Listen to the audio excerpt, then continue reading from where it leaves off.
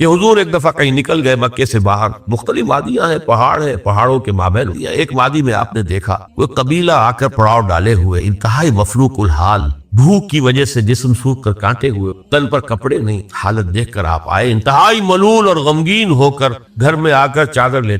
کر اب پوچھا حضرت نے کیا مانا ہے، کیا معاملہ؟ آپ نے فرمایا میں گیا تھا باہر فلاں وادی میں، فلاں گھاٹی میں قبیلہ ہے، پڑاؤ ڈالے ہوئے ہے اور یہ حال ہے۔ حضرت خدیجہ اور فرمانے لگے کہ میرے پاس دولت نہیں ہے کہ میں ان کے لیے مدد کر سکتا، سرمایہ تو حضرت خدیجہ کا تھا نا، آپ کی اپنی ذاتی دولت تو نہیں تھی۔ اس پر حضرت خدیجہ نے فرمایا اچھا آپ جائیے اور بڑے بڑے قریش کے چند سرداروں کے نام لیے کہ ان کو بلا لائیے۔ حضور گئے، وہ سب آ گئے، اتنی دیر میں اتنا بڑا ڈھیر اشرفیوں کا حضرت خدیجہ نے لگا دیا کہ جب حضور آ کر بیٹھے تو اس کے پیچھے چھپ گئے، اور پھر کہا ان سرداران قریش سے مخاطب ہو کر آپ سب لوگ گواہ ہیں میں نے یہ ساری دولت محمد کے حوالے کی، وہ جیسے چاہیں اسے خرچ، بیوی کے ساتھ تھی۔ میں اگر اس موضوع پر چونکہ میرے کچھ خاص احساسات اس میں وہ بیان کروں گا تو پھر بہت وقت نکل جائے گا کہ حضرت خدیجہ رضی اللہ تعالیٰ عنہ کا کیا مقام تھا جسے ہم میں سے اکثر نہیں جانتے۔ ہمارے ہاں تو جیسے ہے گرفتار ابو بکر و علی ہوشیار باش، یا ابو بکر کی فضیلت رضی اللہ تعالیٰ عنہ اہل سنت کے نزدیک یا اہل تشیع کے حضرت علی کی فضیلت اسی میں ہے، گرفتار ہے، اسی میں جھگڑا ہے۔ اسی طرح عائشہ اور فاطمہ کا جھگڑا ہے، ایک گروہ ہے کہ جو حضرت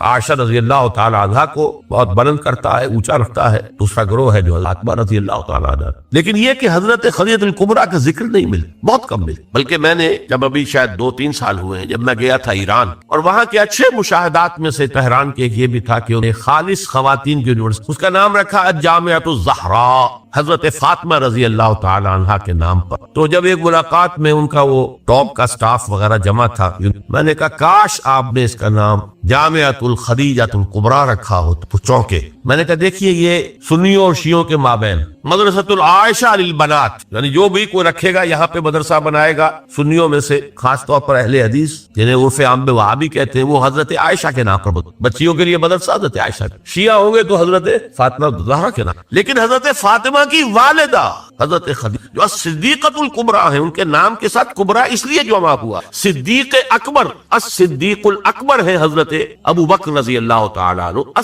الصدیقۃ الکبریٰ، جیسے حضرت مریم کے بارے میں آتا ہے قرآن میں کان امہ صدیقہ، تو اس امت کی الصدیقۃ الکبریٰ حضرت خدیجہ رضی اللہ تعالیٰ عنہا۔ اور ایک بات راز کی ہے جو میں کہہ رہا ہوں، عام طور پر عام خطابات میں یہ باتیں نہیں کی، مجھے تو محسوس ایسا ہوتا ہے کہ اللہ تعالیٰ نے حضرت خدیجہ کی ذات میں حضور کو صرف بیوی کی وفاداری اور وفا شعاری اور محبت نہیں دی، والدہ کی شفقت۔ حضور محروم ہوئے بہت ارلی عمر میں، والد کو تو دیکھا ہی نہیں، والدہ کی شفقت سے بھی عمر کا فرق اتنا تھا، 25 اور 40 اندازہ کیجیے۔ اور آپ کو معلوم ہے میری نانی میرے بڑے ماموں سے 13 برس بڑی تھی، 13 برس میں ان کی ولادت ہو گئی تھی، اور عرب کا معاملہ تو اور گرم ماحول کا تھا، تو کیا 15 برس کی عمر میں حضرت خدیجہ کی اولاد نہیں ہو سکتی؟ اگر وہ ہوتی تو کیا وہ حضرت عمر حضور کی ہم عمر نہ ہوتی؟ اس حوالے سے چنانچہ ایک واقعہ میں آپ کو اور سنا، ایک مرتبہ حضور صلی اللہ علیہ وسلم اسی طرح جو بھی نیا تجربہ تھا عالم ملکیت اور عالم بشریت کے درمیان اتصال کا، اور جس کی وجہ سے ایک خوف کسی کیفیت، ایک تشویش کا سا انداز، تو حضرت خدیجہ نے ایک مرتبہ یہ کہا کہ اچھا اب جب وہ آئے وہ فرشتہ ہے یا کیا ہے، وہ بدروح ہے یا کوئی واقعتاً فرشتہ ہے، جب بھی وہ آپ کو نظر آئے تو مجھے بتائیے۔ حضرت جبرائیل آئے، حضور نے فرمایا وہ آئے، اب ذرا نوٹ کیجئے، حضرت خدیجہ نے اپنے بال کھول اپنی آغوش میں حضور اور پوچھا کہ کیا اب بھی نظر آ رہا ہے؟ اب بھی فرمایا نہیں، فرمایا یقیناً یہ کوئی بدروح فرشتہ ہے جس نے حیا کی ہے، اگر کوئی بدروح ہوتی تو لذت لیتی، وہ غائب نہ ہوتی۔ اب آپ اندازہ کیجئے عظمت فکر، سوچ کا، آپ کے فکر شعور کی بلندی کا۔ بہرحال سن 10 نبوی کا تذکرہ کر رہا تھا خدیجہ کا، ابو طالب کا جو ایک پروٹیکشن، ٹرائبل زندگی میں پروٹیکشن، جیسے کہ آج ہی میں پڑھ رہا تھا کہ جو بھی پہلا ایک معاہدہ اوس و خزرج کے درمیان جو مسلمانوں نے یثرب کا اور پھر مہاجرین کو ساتھ شامل کر کے حضور نے کروایا تھا، اس میں یہ شرط بھی تھی کہ اگر کوئی ایک مسلمان بھی کسی کو پناہ دے دے گا تو وہ سب کی طرف سے شمار۔ یہی معاملہ قبائل میں ہوتا تھا، قبیلے کا ایک فرد اگر کسی کو شخص کو پناہ دے دیتا ہے تو وہ پورے قبیلے کی طرف۔ اس حوالے سے خاندان بنو ہاشم کی سرداری تھی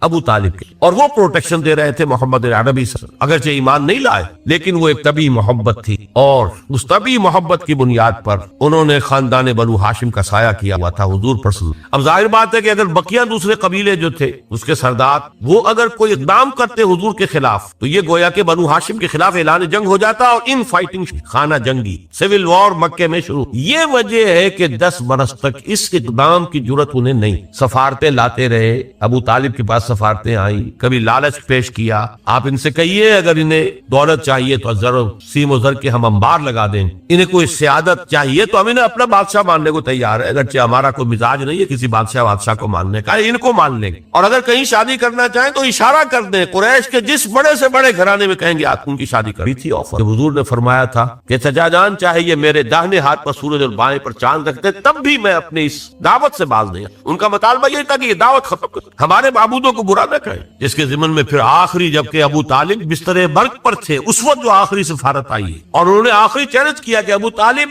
اب بھی اگر تم باز نہیں آتے پھر ٹھیک ہے ہمارا الٹیمیٹم ہے، آؤ میدان میں مقابلہ کر یا روک لو اپنے بھتیجے۔ اس پر جب ابو طالب نے بلایا اور حضور سے کہا ہے کہ بھتیجے مجھ پر اتنا بوجھ نہ ڈالو جو میں برداشت نہ کر سکوں، ظاہر بات ہے اکیلا خاندان بنی ہاشم پورے قبیلہ قریش کا مقابلہ، پھر خود جو ہے نہایت ضعیف بوڑھے اور بستر مرگ پر ہیں تقریباً، بھتیجے مجھ پر اتنا بوجھ نہ جسے میں برداشت نہ کر۔ اس پر حضور کی آنکھوں میں آنسو کہ ایک ہی مرئی سہارا دنیا میں ویزیبل اسباب عالم کے اعتبار سے ایک پروٹیکشن، ایک سہارا، ایک مدد کی شکل تھی، آج وہ بھی چاہیے ختم ہو۔ کہا آپ نے یہ کہ چچا جان اب تو یا تو یہ بات پوری ہو کر رہے گی اور یا میں اپنے آپ کو اسی میں ہلاک کر لوں گا، میرے لیے کوئی ریٹریٹ کا کوئی امکان نہیں ہے، کوئی واپسی کا کوئی امکان نہیں ہے، پسپائی کا کوئی نہیں۔ بہرحال میں نے یہ سارا پسماند بتایا ہے عام الحزن، اور یہ ابو طالب کا بھی انتقال ہو گیا اور پروٹیکشن ختم ہو، بلکہ اب بنو ہاشم کا سردار ابو لہب ہے جو خود دشمن ہے انتہائی، یوں سمجھیے کہ زہریلا دشمن، جس نے اس وقت کہہ دیا تھا تبا لک لہذا جمعتنا، جس نے اپنے دونوں بیٹوں سے حضور کی دونوں صاحبزادیوں کو طلاق دلوائی۔ طلاق بھائی مانا وہاں تو در حقیقت نسبت کا ہو جانا ہی ایک طرح کا نکاح ہوتا ہے، وہ نکاح باقاعدہ ہو جائے گا لیکن نسبت ہو گئی، منسوخ ہو گئی تو گویا کہ ایک رشتہ قائم ہو گیا۔ دونوں بیٹے تھے ابو لہب کے جن سے حضور کی 2 صاحبزادیوں کہتے، ان دونوں نے آ کر نہایت گستاخانہ انداز میں، توہین آمیز انداز میں آ کر حضور کے سامنے کھڑے ہو کر اور کہا کہ ہم تمہاری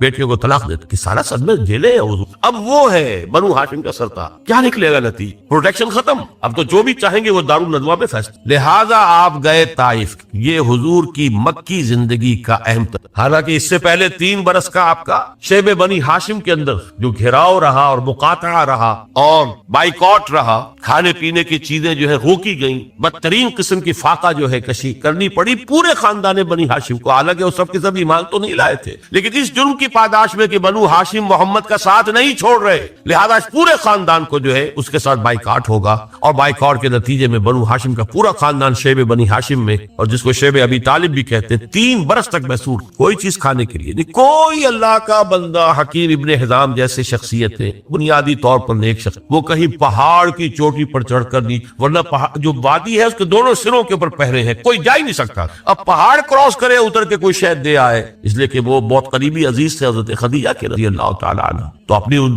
رشتہ داری کا بھی وہ کچھ لاج رکھتے، کبھی لے آئے تو لے، ورنہ وہ وقت بھی آیا ہے کہ بنو ہاشم کے پھول جیسے بچے بلک رہے ہیں، کھانے کو کچھ نہیں ہے، کچھ نہیں ہے سوائے اس کے کہ سوکھے چمڑے ابال کر ان کا پانی ان کے حلق پر، لیکن اس کو بھی میں سخت ترین نہیں کہتا، حضور صلی اللہ علیہ وسلم کے لیے ذاتی طور پر جو سخت ترین مرحلہ آیا ہے وہ یوم طائف کا، جس کی ایک گواہی حضور کے اپنے قول میں کہ حضرت عائشہ نے ایک مرتبہ پوچھا رضی اللہ تعالی عنہا کہ کیا آپ پر یوم احد سے بھی زیادہ کوئی سخت دن گزرا؟ ان کے ہوش میں ظاہر بات ہے یوم احد حضور مجروح ہوئے، زخمی ہوئے، دندان مبارک شہید ہوئے، خون کا فوارہ چھوٹا، آپ پر بے ہوشی طاری ہوئی، آپ کی زبان مبارک سے ایک بددعا بھی نکل گئی، کیف یہدی اللہ قوما خضبوا وجہ نبیہم بالدم، اللہ اس قوم کو کیسے ہدایت دے گا جس نے اپنے نبی کے چہرے کو خون سے رنگین بنا دیا، خون سے رنگ دیا۔ پھر یہ کہ 70 صحابہ جو ہے شہید، جن میں حضرت حمزہ جیسے بھی، آپ کے چچا بھی ہیں، آپ کے خالہ داد بھائی بھی ہیں، آپ کے دور شریک بھائی بھی ہیں، ساتھ کے کھیلے ہوئے امجولی بھی، اسد اللہ ہے، اسد الرسول ہی بھی، اور ان کی لاش آئی ہے کہ ناک کٹی ہوئی، کان کٹے ہوئے اور پیٹ چاک کر کے کلیجہ چبایا ہوا۔ تو سخت ترین دن حضرت عائشہ کے نزدیک یوم احد تھا،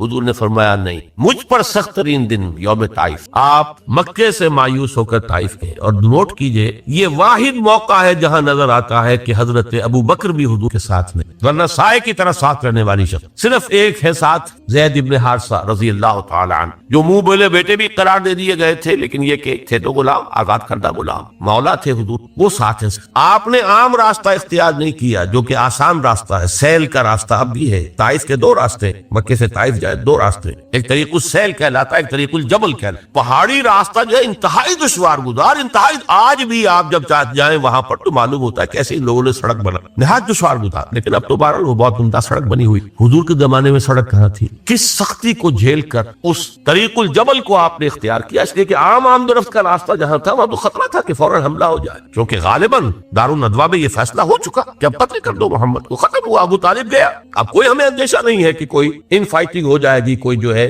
سول وار ہو جائے گی، لہٰذا اس لیے آپ اوائڈ کر رہے ہیں اس راستے کو جس پر آمد و رفت عام ہے، وہ دشوار گزار راستے سے ہو کر طائف پہنچ، وہاں کے 3 سرداروں کے پاس جا کر اپنی دعوت، اس امید میں کہ اگر ان میں سے کوئی ایک بھی دعوت قبول کر لے، اس پر ایمان لے آئے تو میں یہاں منتقل ہو جاؤں، یہ میرا حکمت خداوندی میں، مشیت ازدی میں یہ معاملہ جو ہے یہ شرف پہلے سے طے تھا یثرب کے لیے، لیکن حضور کی اپنی غور و فکر وچار اس کے حوالے سے آپ طائف پہنچ۔ تینوں نے جو جواب دیے ہیں کلیجے سے پار ہونے والے جوابات، ایک جگہ فوراً روانہ ہو جاؤ یہاں، اس لیے کہ ہو سکتا ہے تم سچے ہو، واقعی رسول ہو، تو میں نے کوئی توہین کر دی تو میں مارا جاؤں گا، اور ہو سکتا ہے تم جھوٹ۔ ایک جگہ تمہارے سوا کوئی نہیں ملا تھا اللہ کو رسول بنانے کی، یہ جو قرآن مجید میں بھی آیت کوٹ ہوئی، من قریتین عظیم، یہ جو کوئی رجل ہوتا، کوئی شخص جو ان 2 بستیوں میں بڑی عظمت والا ہوتا، دولت والا ہوتا، ولید ابن مغیرہ کی طرح اس کی جائیداد مکے میں بھی تھی، مدینہ اور طائف میں بھی ہوتی، تو ایسا شخص نہیں ملا تھا اللہ کو کوئی نبی بنانے کی۔ تم جیسا یتیم مفلوق الحال جس کا اپنا کوئی سرمایہ تھا ہی نہیں، جس کے لیے سرمایہ بھی اگر کوئی تھا تو بیوی کا تھا، وہ اللہ نے۔ بہرحال آپ ان سے مایوس ہو کر روانہ ہونے لگے تو اشارہ کر دیا، جنہیں اسٹریٹ ارچنز آپ کہتے، یہ چھوکرے گلیوں کے آوارہ، یہ ذرا ان کی خبر لو۔ انہوں نے پتھراؤ شروع۔ اب ظاہر بات ہے کہ حضرت زید ابن حارثہ اگر وہ سامنے سے آ کر حضور کو شیلڈ کرتے ہیں، وہ پیچھے پتھراؤ کرتے سے، وہ پیچھے جاتے ہیں تو سامنے سے پتھر آ رہا، تاک تاک کر ٹخنے کی ہڈی نشانہ بنا کر، اور یہ کہ اس سے جو خون بہ رہا وہ جا کر نالین کے اندر جم گیا ہے۔ وہاں سے پھر ذرا آپ نکلے ہیں، ایک جگہ ٹھہرے، زیادہ تفصیل میں نہیں میں جا رہا، لیکن خاص طور پر یہ نوٹ کرا دینا چاہتا کہ حضور کی زبان مبارک پر فریق، اللہم الیک اشکو ضعف قوتی وقلت حیلتی وہوانی، اے اللہ تیری جناب میں فریاد کرتا ہوں اپنی قوت کی کا، اپنے وسائل کی، اور لوگوں کے سامنے جو رسوائی ہو رہی ہے، رسوائی، یہ رسوائی مکے میں نہیں ہوئی تھی، یہ پتھراؤ مکے میں نہیں ہوا تھا۔ اللہم الیک اشکو ضعف قوتی وقلت حیلتی وہوانی علی الناس الی من تکلنی، ہے اللہ مجھے کس کے حوالے کر دیا ہے، الی بعید یتجہمنی اور الی عدو ملکت امری، کیا وہ دور دراز کے لوگ جن کا مجھ سے کوئی تعلق ہی نہیں ہے ان کو مجھ پر حملہ کرنے کے لیے کھلی چھوٹ دے دی، اور کیا دشمن کے حوالے مجھے کر دیا کہ جو چاہے کر گزرے، یہ فریاد۔ لیکن اس کے بعد وہ مقام عبدیت غالبہ، یہ جو 2 نسبتیں ہیں محمد رسول اللہ کی، عبدہ و رسول، مقام عبدیت کا تقاضا سر تسلیم خم، کوئی شکوہ شکایت زبان پر نہ آئے۔ فرماتے ہیں ان لم یکن علی غضبک فلا ابالی، اے اللہ اگر تو ناراض نہیں ہے، سر تسلیم خم ہے جو ملا، اندیشہ تو یہ ہوا کہ کہیں تو ناراض نہ ہو گیا ہو، جیسے ابتدا میں چند دن کے لیے وحی کی آمد کا سلسلہ رکا تھا تو اندیشہ ہو گیا تھا کہ کہیں اللہ ناراض تو نہیں ہو گیا کہ وحی کا سلسلہ جس پر وہ آیات نازل ہوئی، والضحی واللیل اذا سجا ما ودعک ربک وما قلی وللآخرۃ خیر لک من الاولی، اسی کو کہتے ہیں فارسی میں کہ عشق است و ہزار بدگمانی، جہاں عشق کا اور محبت کا معاملہ ہوتا ہے تو بڑی جلدی بدگمانی پیدا ہو جاتی ہے، کہیں کوئی ناراض تو سے میری کوئی بات جو ہے کھل تو نہیں گئی کسی چیز سے، کوئی ایسی تو نہیں کہ ناگواری محسوس، تو ان لم یکن علی غضبک فلا ابالی، اگر غضب نہیں ہے تیرا، ناراض نہیں، مجھے کوئی پڑھو، اعوذ بنور وجهک الذی اشرقت له الظلمات، میں تیرے چہرے انور کی ضیاء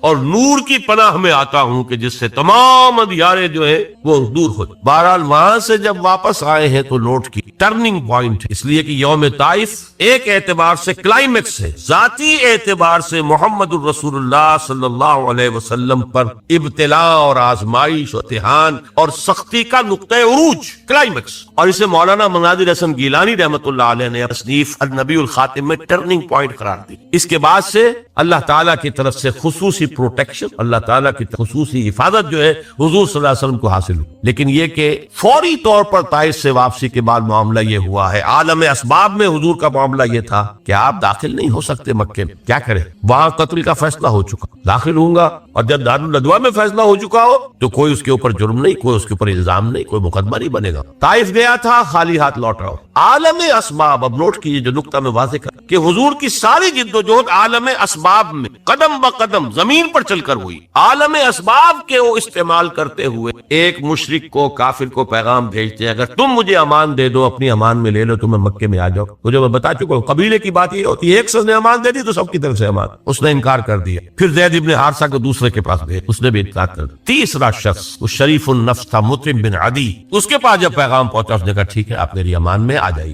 آپ نے فرمایا یوں نہیں، آؤ اور لے کر جاؤ۔ اس کی وجہ کیا ہے کہ میں اگر ایسے ہی مکے میں داخل ہو جاؤں فوراً مجھ پر حملہ کر کے ختم کر دیں تو لوگ تو کہیں گے ہمیں کیا پتا تھا کہ مطعم بن عدی نے امان دی ہے، نو اٹ، لہذا آؤ اور لے کر جاؤ۔ اس درجے اسباب جو ہے دنیاوی، یہ عالم اسباب ہے، اور یہاں جو جد و جہد کرنی ہے اس عالم اسباب کے اندر رہتے ہوئے کرنی، ان اسباب کو بروئے کار لا کر کرنی ہے، انہیں استعمال کر کے کرنی۔ لہذا آپ نے ایک مشرک کافر کی امان لے دی، اور پھر وہ مطعم بن عدی آیا ہے ہتھیار سجا کر، 6 بیٹے ساتھ لے کر، 6 بیٹے ہتھیاروں سمیت، اور کہتا ہوا میں نے محمد کو امان دی ہے، آج سے محمد میری امان میں، تب مکے میں دا۔ یہی وجہ ہے کہ حضور کو اتنا پاس تھا اس کے اس احسان کا۔ غزوہ بدر میں جب 70 قیدی قریش کے حضور کے ہاتھ میں، اسیران بدر، حضور نے فرمایا تھا کہ اگر آج مطعم بن عدی زندہ ہوتا اور وہ سفارش کرتا تو میں ان 70 کے 70 کو چھوڑ دیتا بغیر کسی، لیکن یہ کہ مطعم بن عدی کا اس دوران انتقال ہو چکا تھا، وہ اسی حالت کفر و شرک کے۔ میں نے کچھ جھلکیاں آپ کو دکھائی ہیں، یہ 10 برس ہیں، حضور کا جو انقلابی جد و جہد کا عرصہ ہے وہ 20 برس۔ عرب میں انقلاب کی تکمیل جو ہے سن 8 ہجری میں ہو گئی، مکہ فتح ہو گیا، طائف فتح ہو، حنین میں فتح حاصل ہو، عرب میں انقلاب ہو گیا، لہذا 12 برس مکے کے اور 8 برس مدینے کے شامل کر لیجئے 20۔ ان 20 کو 2 حصوں میں تقسیم کیجئے، 10 سال ادھر 10 سال ادھر۔ پہلے 10 سال کا حاصل یہ ہے جو میں نے آپ کے سامنے رکھ دیا کہ کل 125 یا 150 افراد ایمان لائے۔ آپ کی یہ حیثیت نہیں تھی کہ آپ مکے میں اپنے بل پر ان his own right آپ قیام کر سکتے، لہذا آپ نے ایک کافر اور مشرک کی امان لی۔ یہ ہے 10 برس کی محنت شاقہ کا۔ اگلے 10 برس میں وہ انقلاب جس تیزی کے ساتھ مکمل، اسی سال جبکہ طائف سے واپس آئے، حج کے ایام میں آپ پھر رہے ہیں مختلف وادیوں میں جہاں حاجی ٹھہرے ہوئے ہیں، یثرب کے 6 حاجی آپ کو، ان کے سامنے آپ نے اپنی دعوت رکھی، وہ خزرج کے قبیلے سے تھے۔ مدینے میں یہودی چونکہ یہ کہا کرتے تھے کہ نبی آخری زمان کا ظہور ہونے والا ہے، ان قریب جو ہے آخری نبی کا ظہور ہو، اور جب ان کے جھگڑے ہوتے تھے اوس اور خزرج سے یہودیوں کے، اور مار کھاتے تھے ان سے، جیسے بنیے اگر ان کا کوئی جھگڑا ہو جاتا تھا گاؤں میں تو ظاہر بات ہے مار تو ان کا مقدر تھی، ایسے ہی وہ مار کھاتے تھے، لیکن کہتے تھے کہ ابھی تو تم ہمیں دبا لیتے ہو، کہ دیکھو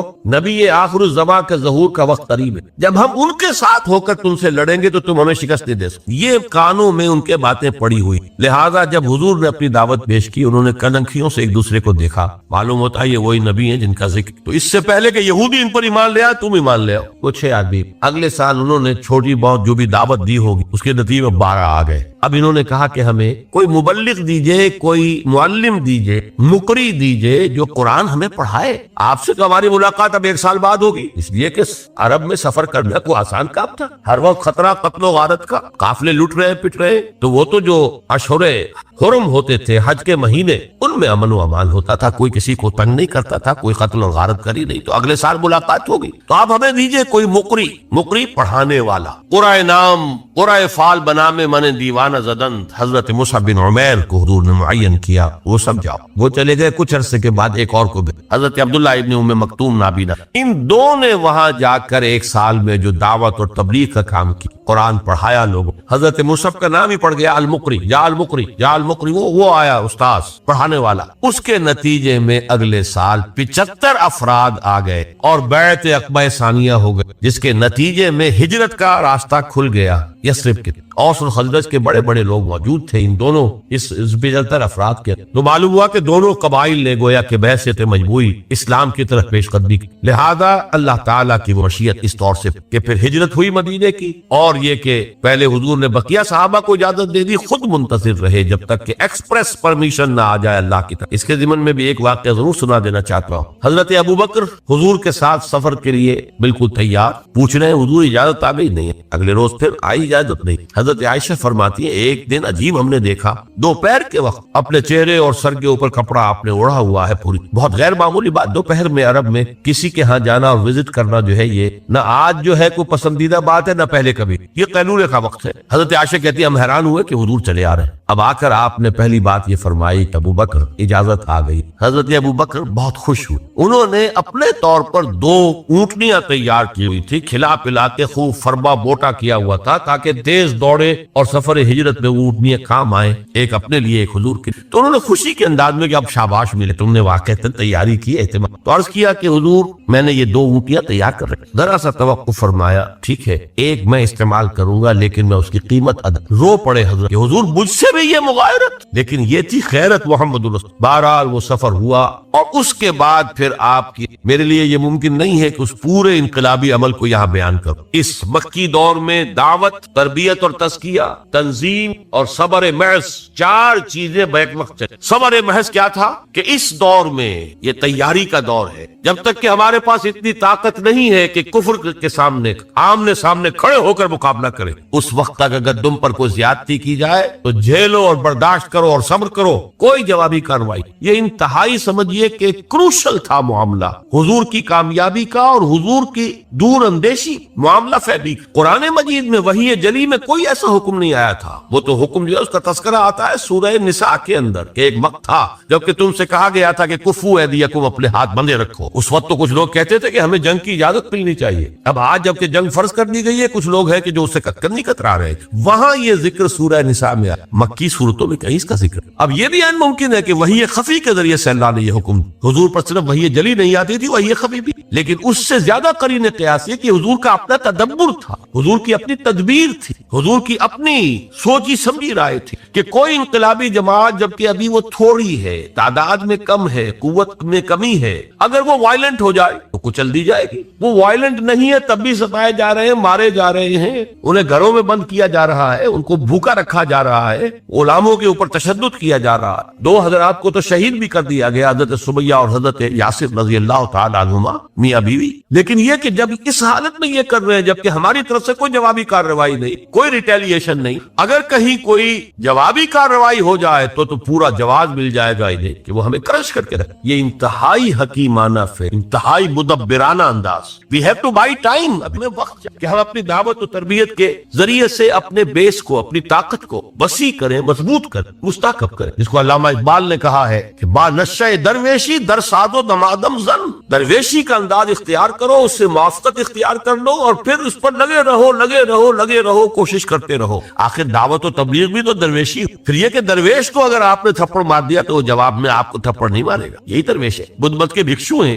जाहिर बात है कि उनके आपको खिलाफ इक़दाम भी करेंगे, वो जवाबी कार्रवाई नहीं करेंगे। तो दावत और तबलीग, तरबियत और तज़किया, तंजीम और सबर महज, no retaliation, no raising of hands even in self defence, चाहे तुम्हारे टुकड़े उड़ा दे। हजरत खब्बाब बिन अर्द से कहा गया उतारो कुर्ता, उतार दिया। देखते हुए अंगारे जमीन में बिछा रखे पहले उनकी निगाहों के सामने, लेट जाओ, लेट गए। हुक्म है मोहम्मद अरबी का, वरना एक आदमी डेस्परेट हो जाए कि ये तो मुझे जिंदा के कबाब बनाने चले और वो कोई इक़दाम करे तो 2-4 को मारकर तू मरेगा ना। डेस्परेट आदमी, बिल्ली को भी अगर आप कॉर्नर कर ले और उसे महसूस हो कि अब इसने मेरे लिए कोई रास्ता नहीं छोड़ा है भागने का, वो आप पर हमलावर हो जाए। बिल्ली तो एक इंसान, उसे ये मालूम हो जाए कि ये तो मुझे भूनने लगे जिंदा को, तो वो अगर कोई कार्रवाई करेगा तो 1-2 को तो मारकर मरेगा, लेकिन नहीं, इजाजत नहीं। तो ये जो 12 बरस हैं मक्के के, ये दावत और तबलीग, तरबियत और तज़किया, तंजीम, जिसका क्लाइमेक्स है बैत अक़बा सानिया, जिसमें कि हुजूर ने अहद लिया, बायाना रसूलुल्लाह सल्लल्लाहु अलैहि वसल्लम अला सम्इ व ताअति फिल उसरि वल युस्रि वल मनशति वल मकरहि व अला असरतिन अलैना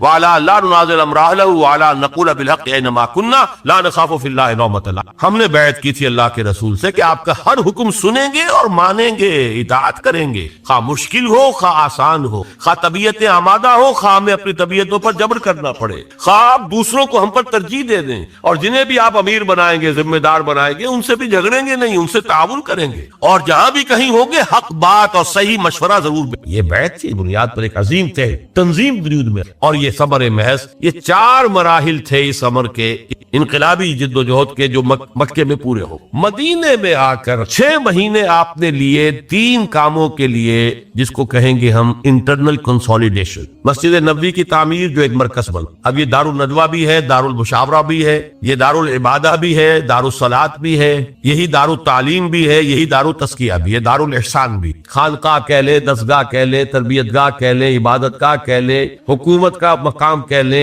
مشورے کی جگہ کہہ لے, پارلیمنٹ ہاؤس کہہ لے, یہ سب مسجد نبوی ایک مرکز وجود. نمبر 2, انصار اور مہاجرین کو بھائی بھائی بنا تاکہ یہ 2 حصے جماعت اسلامی جماعت کے 2 حصے مربوط ہو. نمبر 3, یہودیوں کے ساتھ بھی ایک معاہدہ کر کے انہیں جکڑ لینا, جوائنٹ ڈیفنس آف مدینہ, کہ اگر مدینے پر باہر سے حملہ ہوا تو سب مل کر دفاع کریں. یہ تھی آپ کی. اور یہاں میں آپ کو بتا دوں, ٹوائنبی نے ایک بڑا زہر بھرا جملہ کہا تھا حضور کے بارے میں. محمد failed as a prophet but succeeded as a statesman. محمد نبی کی حیثیت سے تو ناکام ہو گئے, مکے میں جو نقشہ تھا, دعوت ہے, تبلیغ ہے, تربیت ہے, تزکیہ ہے, صبر ہے,